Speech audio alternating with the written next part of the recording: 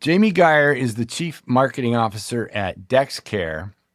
And in her role at Dexcare, Jamie is responsible for establishing the company as a category leader in modernizing the way consumers discover, access, and choose their healthcare services, from digital search to booking an appointment.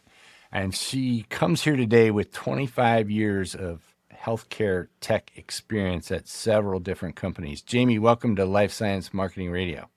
I am super glad to be here, Chris. All right, this will be fun. We're going to talk kind of about sales cycles, long customer journeys, and relationships.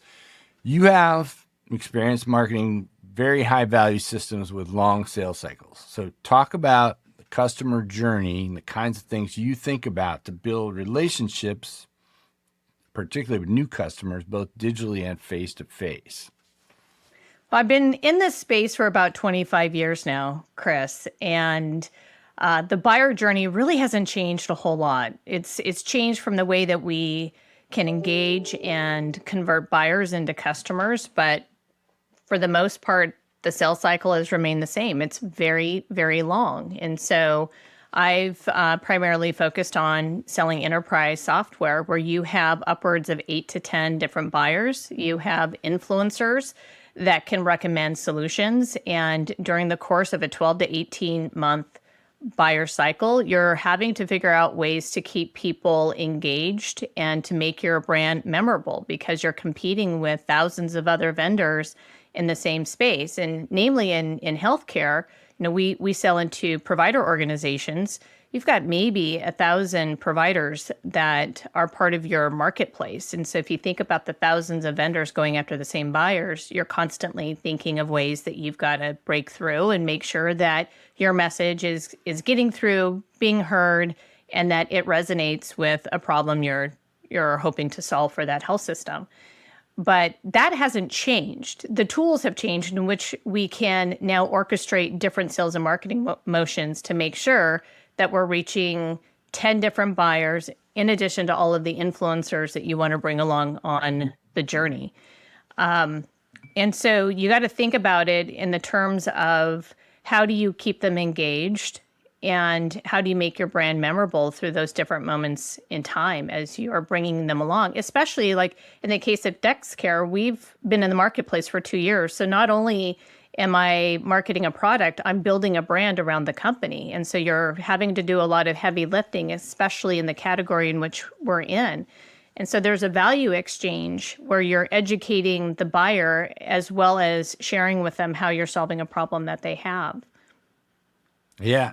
So that was an eye opener. I mean, I understand the 8 to 10 buyers and then the influencers, but didn't really think about hundreds, if not thousands of competitors and thousands of providers who are going to be the end users of whatever the team decides to implement, right?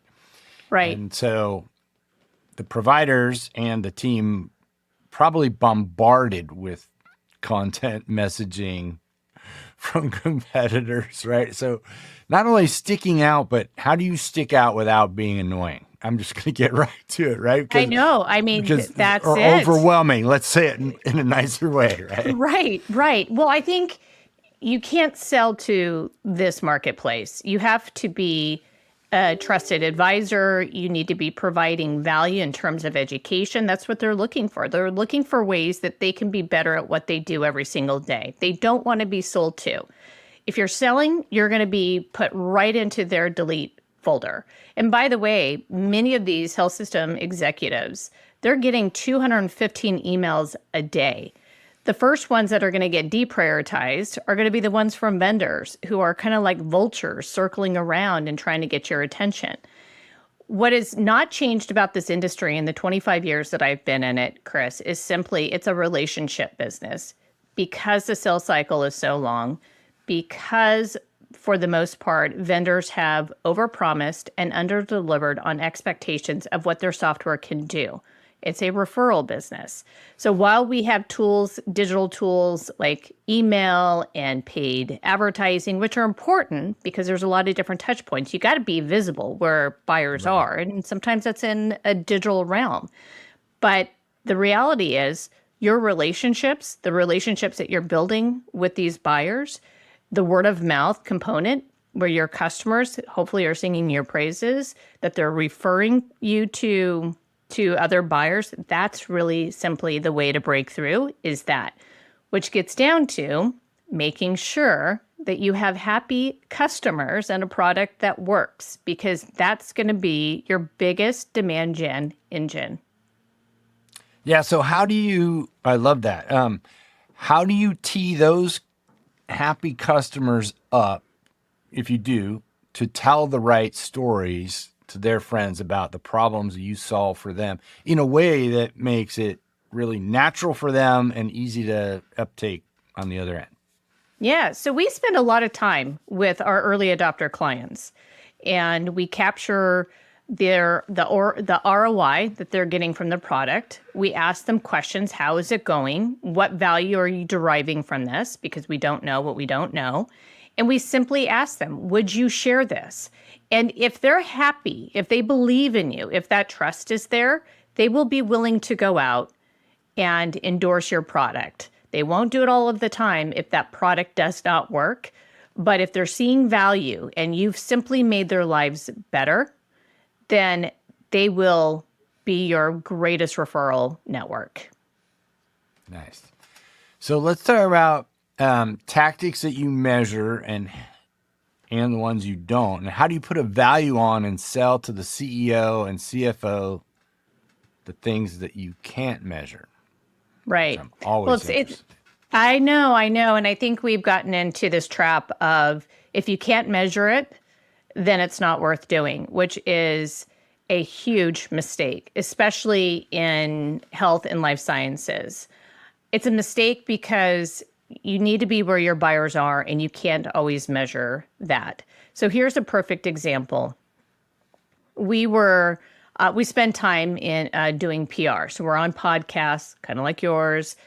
We do put money towards, or investments towards, PR, because we want to be able to share stories out where our buyers are reading.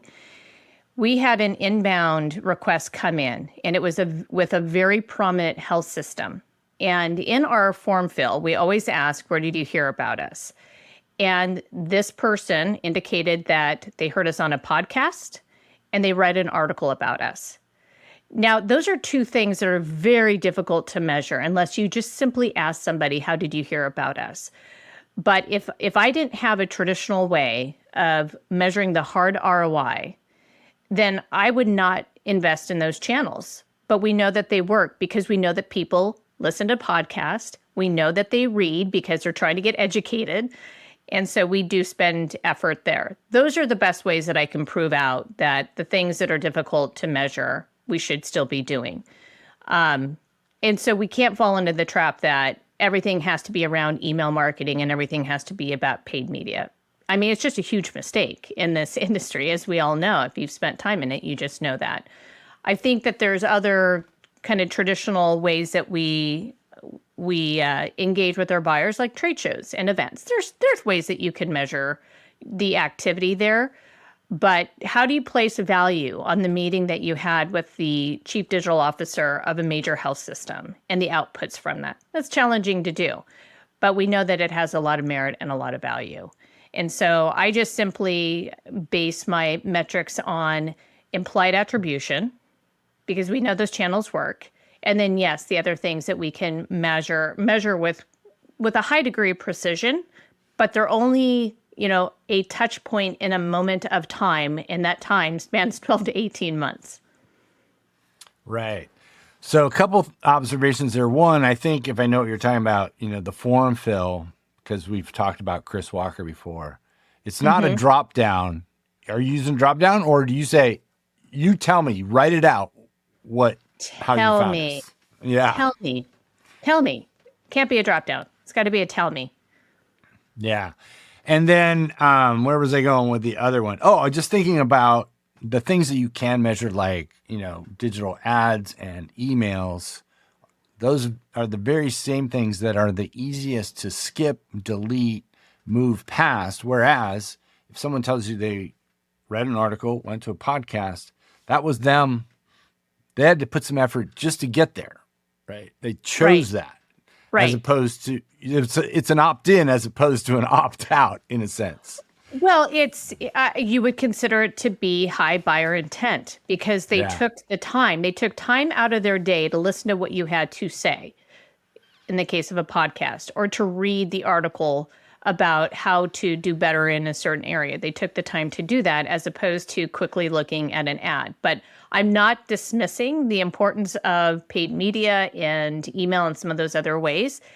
You have to think about your outreach and engagement from a multi-channel approach because you want to be where your buyers are, and it's not linear, and they're all over the place. Right. We happen to spend a big portion of our media budget on LinkedIn, for example. That happens to be the channel where a lot of our buyers are, and there's a lot of thought leadership. And so, if anything, we've really focused our paid media on a single channel, and we want to get really, really good at that. And so that's where we're placing a lot of our investments, but it's one of many. We know as soon as we capture their attention, a relationship begins, and that's where we have to start developing even higher levels of trust and rapport beyond just what they see with us in a digital way. Can you talk a little bit about the kinds of thought leadership things you're doing on LinkedIn? Because I think this is an important thing that people aren't taking enough advantage of. Well, to be clear, our customers are the greatest thought leaders on the subjects that matter to us because they live and breathe it every day. We're simply a partner to them to solve problems. And so we spend a lot of time with our clients simply promoting their own thought leadership on these topics. That's number one. Two, we do spend time on building content that is education rich. Again, we're not trying to sell, but we are trying to persuade and influence our buyers towards a certain position or how to solve a problem in a certain way. And that just requires education, especially in this space, Chris, where you have some dominant software vendors who like to make the claim that they can do everything. They also happen to be the exact same vendors that have overpromised, underdelivered. And so the marketplace is they become cynical, and rightly so. I get it. Again, I've been in the space for 25 years, and I used to work for one of those vendors. And so we're having to do a lot of extra work to really differentiate ourselves from these other players in terms of what our systems can or cannot do. And the best way to demonstrate that is through the customers that actually use your product and are getting value from it. That is the best way. That's where we're placing a lot of our thought leadership. Now, we do make investments, Chris, in associations and industry memberships where a lot of our health system executives go. We invest in speaking opportunities, but what we do is we invest our personal time in simply being there and scheduling meetings and spending time with them. That visibility is super important. Nice. All right, let's shift a little bit more towards the creative side here. So you've mentioned elsewhere that marketers have moved away from creativity. Talk a little bit more about what do you mean by that? What I mean by that is creativity is very difficult to measure. You can't really measure it outside the performance of where you've applied that creativity to. And so we get so laser focused, again, on the metrics that the pendulum has swung to focusing on the performance of the channel and not necessarily what you're feeding the channel. So I'm a huge proponent of having inside creative teams who really understand your marketplace and your brand. That creative team is going to create that exact content that we need, those things that bring our brand to life, that become the ammunition for the channels that we've set up. I can have the greatest demand gen engine. I've got it all set up. I've got the infrastructure. I got the team. But if I'm not constantly feeding it with things of value that get the reach to our buyers, it doesn't matter. So I think that we've swung the pendulum so far that we continue to forget the importance of creativity. The creative aspect, too, is the thing that can be very challenging to track and to measure. But we know that it works. We know that people are visual thinkers, for example. And so the way that you can capture their attention in a very short amount of time is the way that you can be creative in the way that you deliver a message, that you deliver an image. And so those things actually matter when it comes to capturing someone's attention, and their attention span is already so short. Yeah. All right. I'm going to take a little side trip here. Okay. Because we're talking about creativity and memorable messages. And so what's resonating for me this week is I actually wrote a post, I haven't put it up on LinkedIn yet, about Jimmy Buffett, who sadly Yes. passed away this Passed weekend. away. So, and what made him special was, partly his use of language. So it wasn't just, a soundtrack for a lot of us, but his powers of observation and description, and that level of creativity and kind of the words he used, and painting very vivid pictures of these people and places, that I think was part of the magic of how he connected so deeply with so many people. So I'm going to throw that out there as well. You know what? The thing about Jimmy Buffett is he brought you into his world, or he went into yours. And that was the power of the words he used in his songs, even the visuals he used on stage or in his videos. But he knew that, and he was a great storyteller, and people could connect with that. So let's talk about that for a second, because part of creativity is your ability to tell really good stories, because that's how you connect. If you want to break through and reach somebody, you better have a really good story. And here's why. There's been a lot of research done on this, Chris, where the power of story, there's science behind that. There's a lot of science behind human connection and getting on the same brain wavelength through storytelling. There's these neural networks. They just tend to connect when somebody is emotionally connected to the story that you're telling. This is why it's so important. And let me give you an example of that. I could easily go out and tell a story about how wonderful my product is. My product makes it easier for health systems to be discovered when people are searching for care. And once you have their attention, you can easily navigate them to the best fit care options, because we understand what your capacity is and we're going to optimize that. Okay, great. That's what we do. But here's the impact story. The mom at 5 a.m., she's a single mom. She wakes up and she's got a fever. She's got 3 young ones, Chris.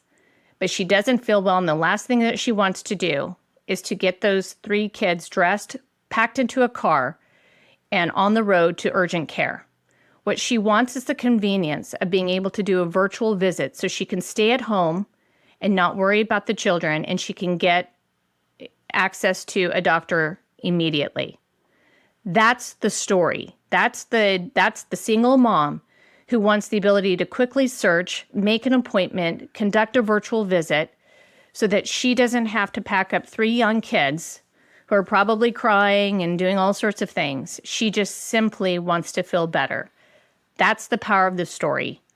So that's the difference. When I share that story, and by the way, that's a personal story for me, but when I share that story, there's going to be a lot of people in the audience who goes, oh my gosh, I get that. I totally understand that. And you just connected with them. And they're going to go, I want to learn more. Why do more hospitals not have this technology? Yeah, that should be that easy. This is a no-brainer. But because I told an actual human story that connected with the audience, they're more inclined to go and now research that solution. Yeah, because there are people in that story. The first version is a faceless company and a product. Right. The story has people on a journey. Exactly. And you can easily tell a story around the provider who is overworked and feeling the pressures of the 20 patients that she's going to have to see that day. And the health system could easily, optimize the capacity and manage, do some load balancing. And maybe some of those patients could be easily seen by a PA so that the doctor is practicing at the top of her license and then she's happy. I mean, there's a lot of different ways to tell a story around that, but that's the power. Coming back to Jimmy Buffett, he did that. Like, he connected with people. He made the beach and all of that just feel real. Who doesn't want to escape, somewhere to Jimmy Buffett's world? And he was very, very good at that. Yeah, and he built an empire on it. And he on built telling stories. He did. And he had great music. So Yeah. Yeah.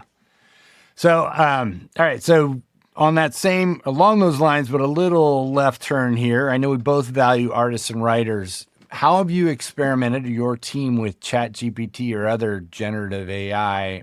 What opportunities do you see? for my team specific, so product aside, because obviously as a software company, we're looking at ways that AI can improve our feature set and even get more usability and adoption among our clients. And to, there's a lot of things there on a product side. From a team perspective, we are using it. We're experimenting with it in a couple of different ways. When we have to turn around copy very quickly, we can draft something, throw it into ChatGPT, and with some directions on tone and personality, it's pretty darn good at coming back with some recommendations on more creative ways to say something. So there's that piece. But by the way, we always start somewhere first, or we always end up editing what comes back. So the the art of writing is never replaced from that standpoint.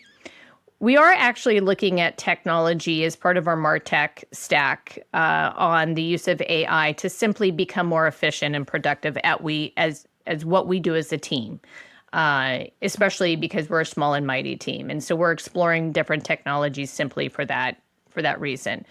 But it has been interesting to see some of my designer and writer friends who, of course there would be some threat to their craft of what they do, who are kind of embracing it from the standpoint of, with guardrails, this can be helpful if you are trying to create a lot of content and you need help and maybe some design inspiration. It's good for that. So they're using it in ways that doesn't replace the value of what the human provides in that. Yeah, I'm happy to report that that's mostly what I see so far. Now, maybe we're at the top of a slippery slope. I'm not totally sure, but I mean, I am totally on board with you. I'm either using it, to give me ideas or to make suggestions, but the human never leaves it. And that's kind of how I'm seeing everybody deploy AI so far. Well, look, it's imperfect. It is. And I think it can be a helpful aid to different occupations, many of them actually, but we also need to know that they're inherently flawed at the same time. And they're flawed because of who and what feeds them and the intelligence. So we have to remember that. Remember that. So I think there's a use for it with guardrails, and you just need to know what those guardrails are. Yep. I'll hint at an upcoming episode on my other podcast, CC Life Science, where I talked to somebody and he says, in certain environments, and this is a person who does, heavy duty data analytics and so on, like they don't have those problems because the AI they're using is made for a very specific purpose. So the hallucinations that the rest of us are experiencing on ChatGPT, apparently not such a problem for them. No, but what's been fascinating, especially in our space, Chris, is I've been surprised to see how many clinicians are now seeing the possibilities of AI being your search, your care search, your doctor, for obviously low acuity types of care and treatment. Mm-hmm. But I remember the day when we used to chuckle at consumers, like my mom, who would simply Google what her symptoms might be, and then she gets all of this stuff, and before you know it, she's got 20 different conditions and she's trying to sort through, right? So back then we're like, don't do that. And now we're saying, oh, well, look, AI, there might be some legitimacy to actually using it for that purpose or to augment, clinicians. So it's been an interesting shift to see that. Yeah, for sure. All right, now we're going to shift one more time to sort of the career thing. So life science, a lot of marketers start on the science side or the technology, they move into marketing. What's your best advice to get them a good start in their marketing careers? I think it's I think it's simply to join the communities where they can really learn best practices and have a go-to to get that information.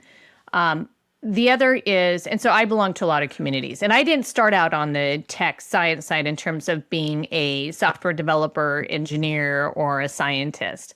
I've always been a marketer, but I still spend a lot of times, a lot of my time in my community simply getting information on best practices, how to solve a problem that I'm trying to solve, vendor selection, that sort of thing. But marketing is actually not that difficult. And I probably just irritated a lot of my marketing peers who are like, yes, it is. It's very hard. There's a lot of hard things. I think we have one of the toughest jobs in the business world. We do. It's easy from the standpoint of this. We are all consumers. We know what resonates with ourselves as buyers. We know how we search for products. We know how to, kind of sift out the BS. We know. And so if you simply know that, marketing becomes a little bit easier to embrace.